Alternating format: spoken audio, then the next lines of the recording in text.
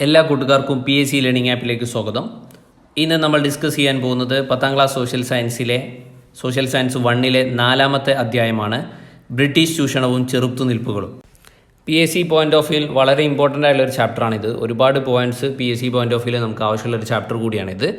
വളരെ ഡീറ്റെയിൽ ആയിട്ടുള്ള ചാപ്റ്ററാണ്. ഞാൻ ക്ലാസ് എടുക്കുന്നത് PSC പോയിന്റ് ഓഫ് വ്യൂവിലാണ്. ഫുൾ കാര്യങ്ങളും ഡീറ്റെയിൽ ആയിട്ട് പറയുന്നില്ല. നമുക്ക് ആവശ്യമുള്ള പോയിന്റ്സ് സ്റ്റിക്ക് ഓൺ ചെയ്തിട്ടാണ് ഞാൻ എടുക്കാൻ വേണ്ടി ആഗ്രഹിക്കുന്നത്. ആദ്യം തന്നെ ഒരു പാർട്ട് അവിടെ കൊടുത്തിട്ടുണ്ട്. 1907 ജനുവരിയിലെ ഒരു ദിനം കൽക്കത്തക്കടുത്തുള്ള ഒരു ഗ്രാമത്തിലെ കർഷകനായിരുന്ന ഗാംഗുലിൻ്റെ മകളുടെ വിവാഹമായിരുന്നു അന്ന്. മുറ്റത്തൊരുക്കിയ ചെറുപന്തലിൽ ധാരാളം അതിഥികളുണ്ടായിരുന്നു. അവരെയെല്ലാം മധുരപലഹാരങ്ങൾ നൽകിയാണ് ഗാംഗുലും ബന്ധുക്കളും സ്വീകരിച്ചത്. എന്നാൽ അവയിൽ പഞ്ചസാര ചേർത്തിരുന്നില്ല. പകരം ശർക്കരയായിരുന്നു ഉപയോഗിച്ചത്. ഇതേപ്പറ്റി അന്വേഷിച്ചവരോട് ഗാംഗുൽ അഭിമാനത്തോടെ പറഞ്ഞു, നമ്മുടെ ദുരിതങ്ങൾക്കെല്ലാം കാരണക്കാർ ബ്രിട്ടീഷുകാരാണ്. അവരുടെ ഉൽപ്പന്നങ്ങൾ ബഹിഷ്കരിക്കാൻ നമ്മൾ തീരുമാനിച്ചിരുന്നല്ലോ. അതിനാലാണ് ബ്രിട്ടീഷ് ഉൽപ്പന്നമായ പഞ്ചസാര വേണ്ടെന്ന് വെച്ചതും നമ്മുടെ ഉൽപ്പന്നമായ ശർക്കര ഉപയോഗിച്ചതും. ബ്രിട്ടീഷുകാരുടെ ചൂഷണത്തിനെതിരെയുള്ള ഒരു പ്രതിഷേധമായിരുന്നു നമ്മൾ കണ്ടത്. സൈനിക ശക്തിയിലൂടെയും നയതന്ത്രത്തിലൂടെയും ബ്രിട്ടീഷുകാർ നാട്ടുരാജ്യങ്ങളെ കീഴടക്കി. 1757 പ്ലാസി യുദ്ധം മുതൽ 1857 ഒന്നാം സ്വാതന്ത്ര്യ സമരം വരെയുള്ള 100 വർഷ കാലയളവിലാണ് ഇന്ത്യൻ ഉപഭൂഖണ്ഡത്തിൻ്റെ വലിയൊരു ഭാഗം പ്രദേശങ്ങൾ ബ്രിട്ടീഷുകാരുടെ ഭരണത്തിന് കീഴിലായത്. ഇന്ത്യൻ ഉപഭൂഖണ്ഡത്തിൻ്റെ ഏകദേശം 63% ബ്രിട്ടീഷുകാരുടെ നേരിട്ടുള്ള നിയന്ത്രണത്തിന് കീഴിലായിരുന്നു. ശേഷിക്കുന്ന പ്രദേശങ്ങളിൽ ഭൂരിഭാഗവും ബ്രിട്ടീഷുകാരുടെ നിയന്ത്രണത്തിലുള്ള നാട്ടുരാജാക്കന്മാരാണ് ഭരിച്ചിരുന്നത്. അപ്പോൾ ആ കാലഘട്ടത്തിൽ ഉണ്ടായിരുന്ന പ്രശ്നങ്ങൾ എന്തൊക്കെയായിരുന്നുള്ളതും അതിനെതിരെയുള്ള ചെറുത്തുനിൽപ്പുകൾ എന്തൊക്കെയായിരുന്നു എന്നുള്ളതാണ് നമുക്ക് ഈ ചാപ്റ്ററിൽ ഡിസ്കസ് ചെയ്യാനുള്ളത്. ആദ്യം തന്നെ കുറച്ച് പ്രശ്നങ്ങൾ പറയാം. ബ്രിട്ടീഷുകാർ നടപ്പാക്കിയ ഭൂനികുതി നയങ്ങളായിരുന്നു കർഷകരുടെ നട്ടെല്ലൊടിച്ചത്. അഥവാ ബ്രിട്ടീഷ് ആധിപത്യത്തിൻ്റെ ദുരിതം ആദ്യം അനുഭവിച്ചവരിൽ പ്രധാന വിഭാഗം കർഷകരായിരുന്നു. ഇവരേർപ്പെടുത്തിയ നികുതി, അതായത് പരമാവധി വരുമാനം ഉണ്ടാക്കുക എന്ന ലക്ഷ്യം വെച്ച് ഒരുപാട് നികുതി ഇനങ്ങൾ ഇവർ നടപ്പിലാക്കിയിരുന്നു. അത്തരത്തിൽ പ്രധാനപ്പെട്ട 3 നികുതി വ്യവസ്ഥകൾ: ശാശ്വത ഭൂനികുതി വ്യവസ്ഥ ബംഗാൾ, ബീഹാർ, ഒറീസ പ്രദേശങ്ങളിലായിരുന്നു നടപ്പാക്കിയിരുന്നത്. ശാശ്വത ഭൂനികുതി വ്യവസ്ഥ. രണ്ടാമത്തത് റയട്ട് വാരി വ്യവസ്ഥ. ദക്ഷിണേന്ത്യൻ പ്രദേശങ്ങളിലായിരുന്നു റയട്ട് വാരി വ്യവസ്ഥ നടപ്പിലാക്കിയിരുന്നത്. മൂന്നാമത്തത് മഹൽവാരി വ്യവസ്ഥ. വടക്ക് പടിഞ്ഞാറൻ ഇന്ത്യയിലായിരുന്നു മഹൽവാരി വ്യവസ്ഥ. ആ 3ൻ്റെയും ഏരിയാസ് ഒന്ന് ഓർത്തു വെക്കുന്നത് നല്ലതാണ്, സാധ്യതയുണ്ട് ചോദിക്കാൻ. റയട്ട് വാരി വ്യവസ്ഥ നമ്മുടെ ദക്ഷിണേന്ത്യൻ പ്രദേശങ്ങളിലാണ്, കേരളം ഉൾപ്പെടുന്ന ദക്ഷിണേന്ത്യൻ പ്രദേശങ്ങളിലാണ്. മഹൽവാരി വ്യവസ്ഥ വടക്ക് പടിഞ്ഞാറൻ ഇന്ത്യയിലും ശാശ്വത ഭൂനികുതി വ്യവസ്ഥ ബംഗാൾ, ബീഹാർ, ഒറീസ പ്രദേശങ്ങളിലായിരുന്നു നടപ്പിലാക്കിയിരുന്നത്. ഓരോന്നും ഡീറ്റെയിൽ ആയിട്ട് നോക്കാം. ആദ്യം ശാശ്വത ഭൂനികുതി വ്യവസ്ഥ എന്ന് വെച്ച് കഴിഞ്ഞാൽ ജമീന്ദാർമാരായിരുന്നു നികുതി പിരിച്ചെടുത്തിരുന്നത്. നികുതി പിരിവിന് അധികാരമുണ്ടായിരുന്ന പ്രദേശത്തെ മുഴുവൻ ഭൂമിയുടെയും ഉടമസ്ഥർ എന്തായിരുന്നു?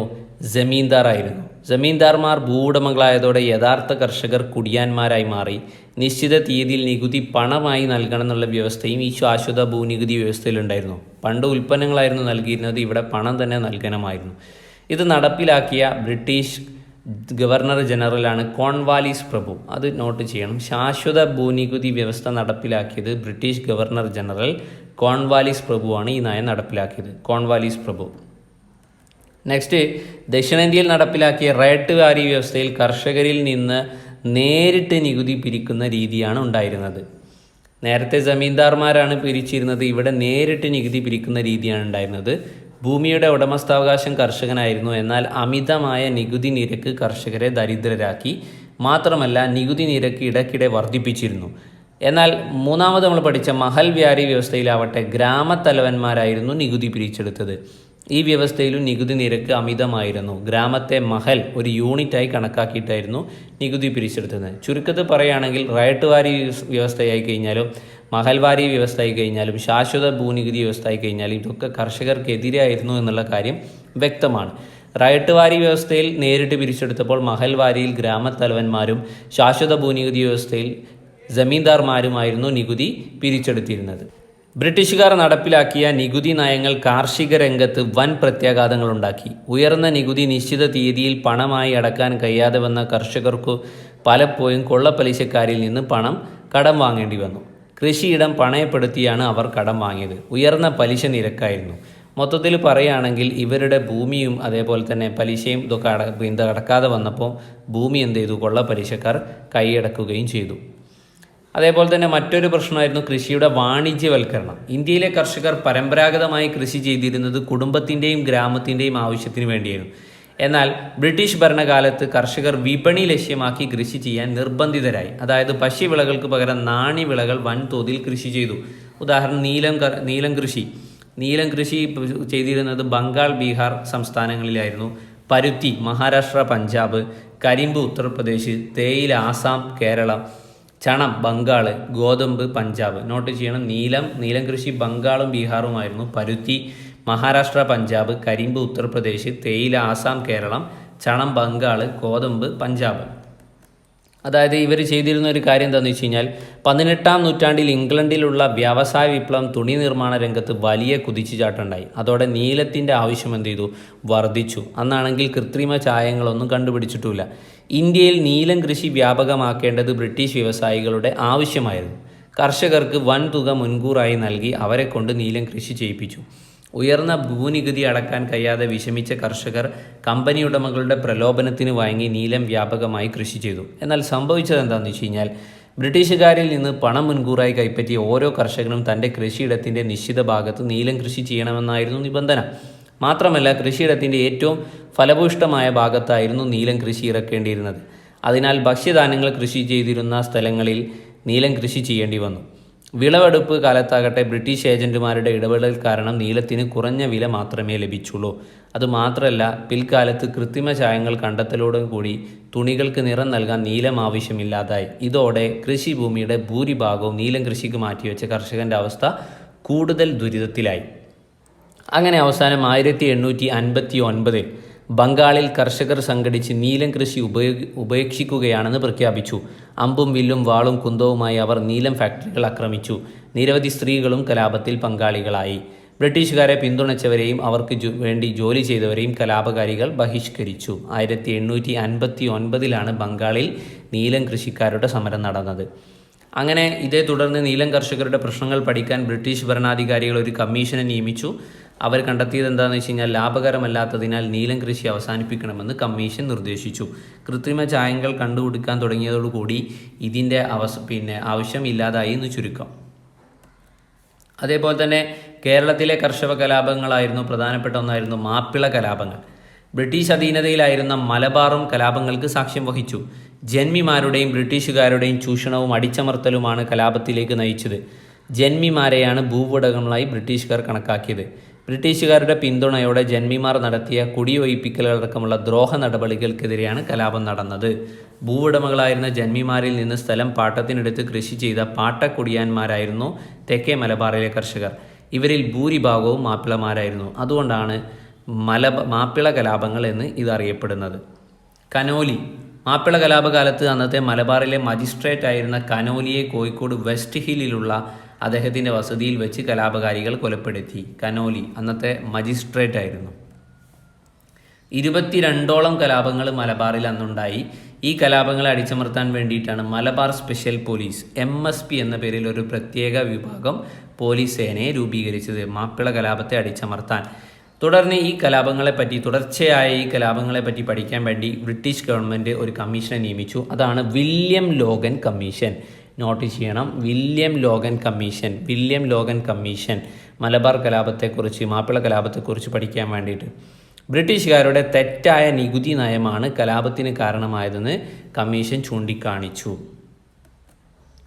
ഇനി കാടുകൾ കലാപഭൂമിയാവുന്നു. അതായത് സാന്താൾ കലാപം. ബംഗാൾ, ജാർഖണ്ഡ്, ബീഹാർ സംസ്ഥാനങ്ങളിലായി പരന്നു കിടക്കുന്ന രാജ്മഹൽ കുന്നുകളുടെ തായ്വരയിൽ ജീവിച്ചുവെന്ന ഗോത്ര ജനതയായിരുന്നു സാന്താൾമാർ. ഇത് നമ്മൾ 7th സ്റ്റാൻഡേർഡിൽ ഓൾറെഡി പഠിച്ചിട്ടുള്ളതാണ്. അതിനേക്കാളും കുറച്ചുകൂടെ അധിക ഡീറ്റെയിൽസ് ഇവിടെ കൊടുത്തിട്ടുണ്ട്. രാജ്മഹൽ കുന്നുകളിലായിരുന്നു സാന്താൾമാരുണ്ടായിരുന്നത്. വനവിഭവങ്ങൾ ശേഖരിച്ചും കൃഷി ചെയ്തും പ്രകൃതിയോടും ഇണങ്ങി ജീവിച്ചു പോന്നവർ. എന്നാൽ അവിടെ സംഭവിച്ചെന്താണെന്ന് വെച്ച് കഴിഞ്ഞാൽ ജമീന്ദാർമാരും കൊള്ളപ്പലിശക്കാരും അവരുടെ ഭൂമി കൈയടക്കി. റെയിൽവേ നിർമ്മാണത്തിന് വേണ്ടി സാന്താൾ ജനതയെ അടിമകളെപ്പോലെ ബ്രിട്ടീഷ് ഉദ്യോഗസ്ഥർ ജോലി ചെയ്യിപ്പിച്ചു.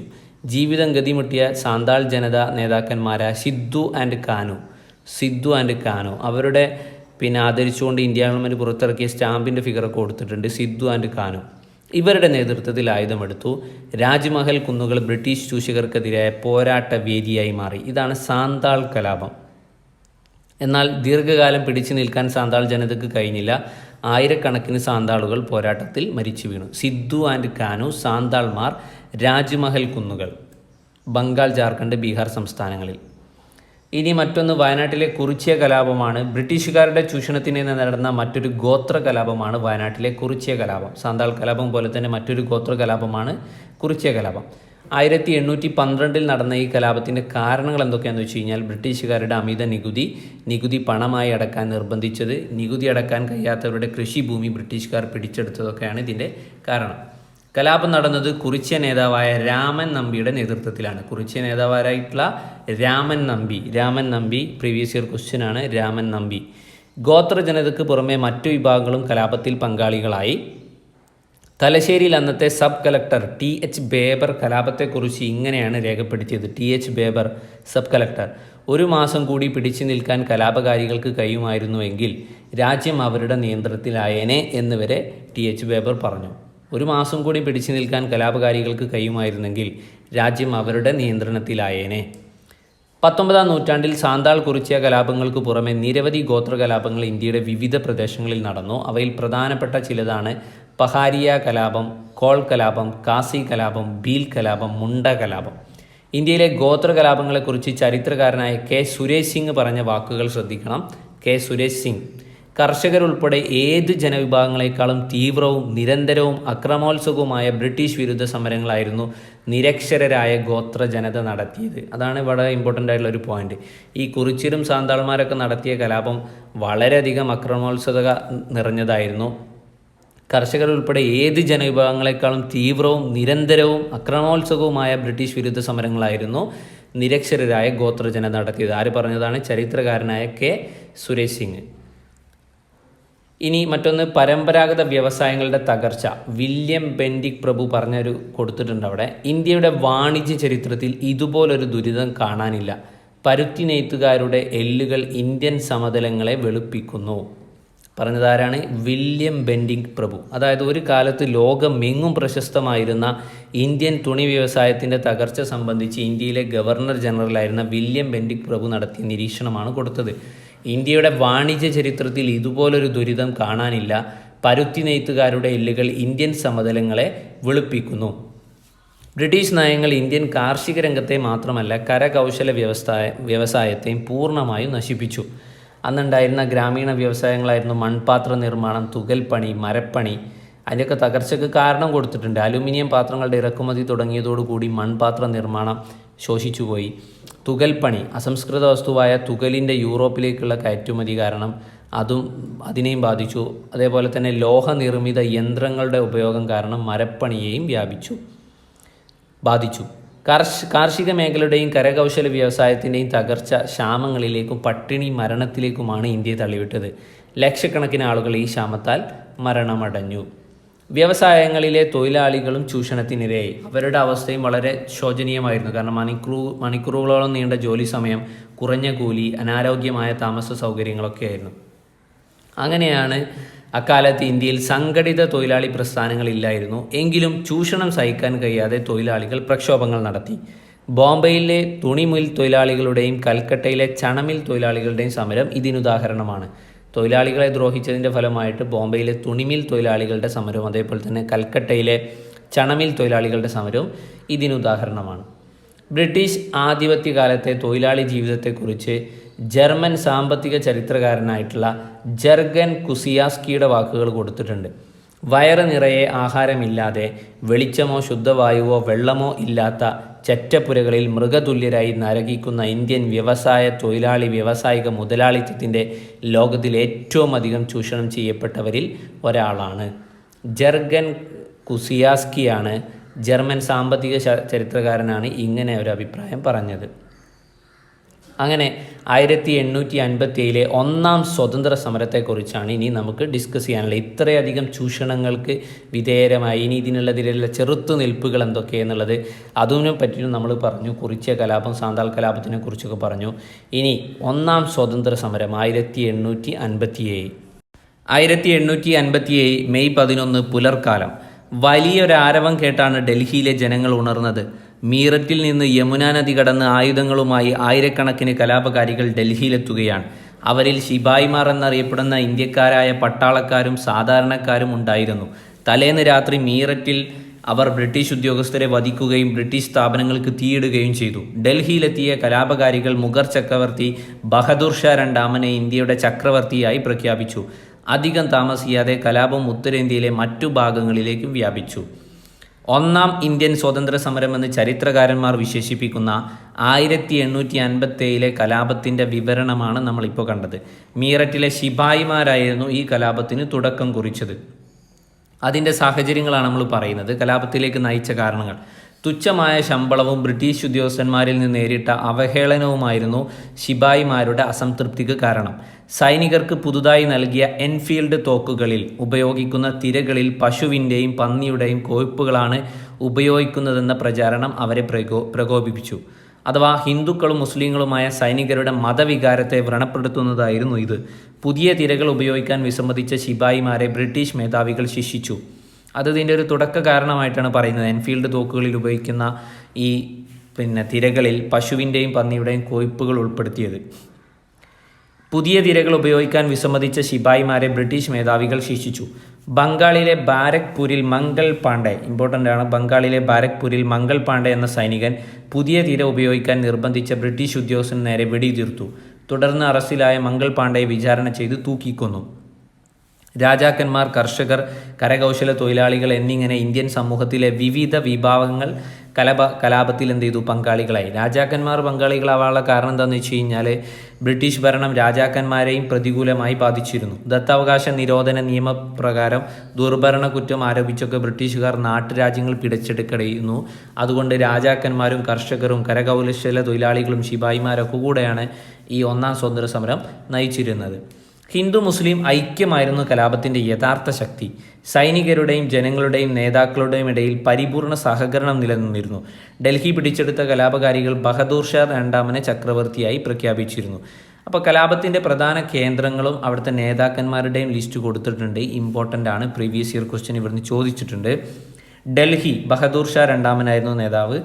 ഝാൻസിയിൽ റാണി ലക്ഷ്മിബായി, ലക്നൌവിൽ ബീഗം ഹസ്രത്ത് മഹൽ, കാൺപൂരിൽ നാനാ സാഹേബും താന്തിയ തോപ്പിയും, ഫൈസാബാദിൽ മൗലവി അഹമ്മദുള്ള. ഇമ്പോർട്ടൻ്റ് ആണ്, മുമ്പ് ചോദിച്ചിട്ടുള്ള ചോദ്യമാണ്. ഡൽഹിയിൽ ബഹദൂർ ഷാ രണ്ടാമൻ, ഝാൻസിയിൽ റാണി ലക്ഷ്മിബായി, ലക്നൌവിൽ ബീഗം ഹസ്രത്ത് മഹൽ, കാൺപൂരിൽ നാനാ Saheb and Tantia Tope, ഫൈസാബാദിൽ Moulavi Ahmadullah.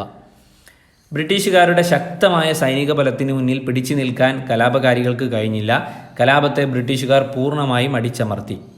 പരാജയപ്പെട്ടുവെങ്കിലും British ആധിപത്യത്തിൽ നിന്ന് വിമുക്തമാക്കാനുള്ള ഇന്ത്യൻ ജനതയുടെ ആദ്യത്തെ മഹത്തായ സമരമായിരുന്നു 1857 ഒന്നാം സ്വാതന്ത്ര്യ സമരം. 1857 കലാപം ഇന്ത്യയിലെ ബ്രിട്ടീഷ് ഭരണത്തിലും നയത്തിലും വലിയ മാറ്റങ്ങളുണ്ടാക്കി. ഇന്ത്യയുടെ ഭരണം ഇംഗ്ലീഷ് ഈസ്റ്റ് ഇന്ത്യ കമ്പനിയിൽ നിന്ന് ബ്രിട്ടീഷ് പാർലമെൻറ്റ് ഏറ്റെടുക്കുകയും ചെയ്തു. ബ്രിട്ടീഷ് സാമ്പത്തിക ചൂഷണത്തിൻ്റെ ഏറ്റവും തീവ്രമായ ഘട്ടം 1857 ശേഷമായിരുന്നു. അക്കാലത്തെ പട്ടിണി മരങ്ങൾ ഇക്കാര്യം ശരിവെക്കുന്നുണ്ട്. അതിൻ്റെ ഒരു ഫിഗർ അവിടെ കൊടുത്തിട്ടുണ്ട്. 19-ാം നൂറ്റാണ്ടിൻ്റെ രണ്ടാം പകുതിയിലുണ്ടായ 24 വൻ ക്ഷാമങ്ങളിൽ 2 കോടിയോളം പേർ മരിച്ചുപോയിരുന്നു. ഇനി ചൂഷണം തിരിച്ചറിയുന്നു, ദേശീയതയിലേക്ക് എത്തുന്ന ഒരു സംഭവമാണ് പറയുന്നത്. ബ്രിട്ടീഷുകാർ നടത്തിയ സാമ്പത്തിക ചൂഷണം ഇന്ത്യയിലെ വിവിധ വിഭാഗം ജനങ്ങൾക്കിടയിൽ കടുത്ത ബ്രിട്ടീഷ് വിരുദ്ധ മനോഭാവം ഉണ്ടാക്കി. ഈ മനോഭാവമാണ് 19-ാം നൂറ്റാണ്ടിൽ ഇന്ത്യൻ ദേശീയതയുടെ രൂപപ്പെടലിലേക്ക് നയിച്ച പ്രധാന ഘടകം. ജാതി, മത, വർഗ, പ്രാദേശിക വ്യത്യാസങ്ങൾക്ക് അതീതമായി ഒരു രാജ്യത്തെ ജനങ്ങൾക്കിടയിൽ നിലനിൽക്കുന്ന ഐക്യബോധമാണ് ദേശീയത എന്ന് പറയുന്നത്. ഇങ്ങനെ വളർന്നു വന്ന ദേശീയതയുടെ ഒരു സംഘടിത രൂപമായിരുന്നു ഇന്ത്യൻ നാഷണൽ കോൺഗ്രസ്. 1885 ഡിസംബറിലാണ് ബോംബെയിൽ വെച്ച് ഇന്ത്യൻ നാഷണൽ കോൺഗ്രസ് രൂപീകരിച്ചത്. 1885 ഡിസംബർ. ഇന്ത്യയുടെ വിവിധ ഭാഗങ്ങളിൽ നിന്നെത്തിയ 72 പ്രതിനിധികളാണ് രൂപീകരണ സമ്മേളനത്തിൽ പങ്കെടുത്തത്. 1885 മുതൽ 1947 സ്വാതന്ത്ര്യം ലഭിക്കുന്നതുവരെ ഇന്ത്യയിലെ ബ്രിട്ടീഷ് വിരുദ്ധ സമരങ്ങൾക്ക് നേതൃത്വപരമായ പങ്കുവഹിച്ചത് ഇന്ത്യൻ നാഷണൽ കോൺഗ്രസ് ആയിരുന്നു. 1885 ഡിസംബറിൽ ബോംബെയിൽ വെച്ചാണ് INC ഇന്ത്യൻ നാഷണൽ കോൺഗ്രസ് രൂപീകരിച്ചത്. ബ്രിട്ടീഷ് കാലഘട്ടത്തിൽ ഇന്ത്യൻ സമ്പദ് വ്യവസ്ഥയിലുണ്ടായ തകർച്ചയെക്കുറിച്ച് സ്ഥിതി വിവര കണക്കുകൾ ശേഖരിച്ച് പഠനം നടത്തിയത് ദാദാബായ് നവറോജി. വളരെ ഇമ്പോർട്ടൻ്റ് ആണിത്. ഇന്ത്യയിലെ ദാരിദ്ര്യത്തിൻ്റെയും പട്ടിണിയുടെയും കാരണങ്ങളെക്കുറിച്ച് ചോർച്ചാ സിദ്ധാന്തം എന്നറിയപ്പെടുന്ന തൻ്റെ നിഗമനങ്ങളെക്കുറിച്ച് അദ്ദേഹം എഴുതിയിട്ടുള്ളൊരു പുസ്തകമാണ് poverty and unBritish rule in India. Poverty and unBritish rule in India. ഈ പുസ്തകത്തിൽ ഇന്ത്യൻ സമ്പത്ത് എങ്ങനെയാണ് ബ്രിട്ടനിലേക്ക് ചോർന്നത് എന്ന് കൃത്യമായിട്ട് പറയുന്നുണ്ട്. ഇന്ത്യയിൽ നിന്നുള്ള അസംസ്കൃത വസ്തുക്കളുടെ കയറ്റുമതി, ഇന്ത്യയിലെ ബ്രിട്ടീഷ് ഉദ്യോഗസ്ഥർക്ക് നൽകുന്ന ശമ്പളവും പെൻഷനും, ഇന്ത്യയിൽ ബ്രിട്ടീഷ് ഉൽപ്പന്നങ്ങൾ വിറ്റഴിക്കുക വഴി അവർക്ക് ലഭിച്ച ലാഭം, ഇന്ത്യയിൽ നിന്ന് പിരിച്ചെടുക്കുന്ന നികുതി, ഇതൊക്കെ കൊണ്ടാണ് എന്ത് ചെയ്തത്, ഇന്ത്യൻ സമ്പത്ത് ബ്രിട്ടനിലേക്ക് ചോർന്നത് എന്ന് ഇദ്ദേഹം കണ്ടെത്തിയത്. Poverty and unBritish rule in India by Dadabhai Naoroji. ചോർച്ച സിദ്ധാന്തവും ഇദ്ദേഹത്തിൻ്റെതാണ്. അതേപോലെ മറ്റൊന്ന്, ദേശീയ പ്രസ്ഥാനത്തിൻ്റെ നഴ്സറി എന്നറിയപ്പെടുന്നത് ബംഗാളാണ്. ഇന്ത്യൻ ദേശീയ പ്രസ്ഥാനത്തിൻ്റെ ആദ്യകാല നേതാക്കളിൽ ഭൂരിഭാഗവും പേരും ബംഗാളികളായിരുന്നു. അതിനാലാണ് ബംഗാളിനെ ഇന്ത്യൻ ദേശീയ പ്രസ്ഥാനത്തിൻ്റെ നഴ്സറി എന്ന് വിശേഷിപ്പിച്ചിരുന്നത്. തുടർന്ന് ഇന്ത്യൻ ദേശീയ പ്രസ്ഥാനത്തെ ദുർബലപ്പെടുത്താൻ വേണ്ടിയിട്ട് 1905 കേഴ്സൺ പ്രഭു ബംഗാളിനെ എന്ത് ചെയ്തത്, വിഭജിച്ചത്. കേഴ്സൺ പ്രഭു 1905 ബംഗാൾ വിഭജനം. ഇമ്പോർട്ടൻ്റ് ആണ് ഇയർ. സ്വദേശി പ്രസ്ഥാനം, അതായത് സാമ്പത്തിക ചോർച്ച തടയാൻ ബ്രിട്ടീഷ് ഉൽപ്പന്നങ്ങൾ ബഹിഷ്കരിക്കണമെന്നും പകരം ഇന്ത്യൻ ഉൽപ്പന്നങ്ങൾ ഉപയോഗിച്ചുകൊണ്ട് ഇന്ത്യൻ വ്യവസായങ്ങളെ ശക്തിപ്പെടുത്തണമെന്നും ആദ്യകാല ദേശീയ നേതാക്കന്മാർ ആഹ്വാനം ചെയ്തു.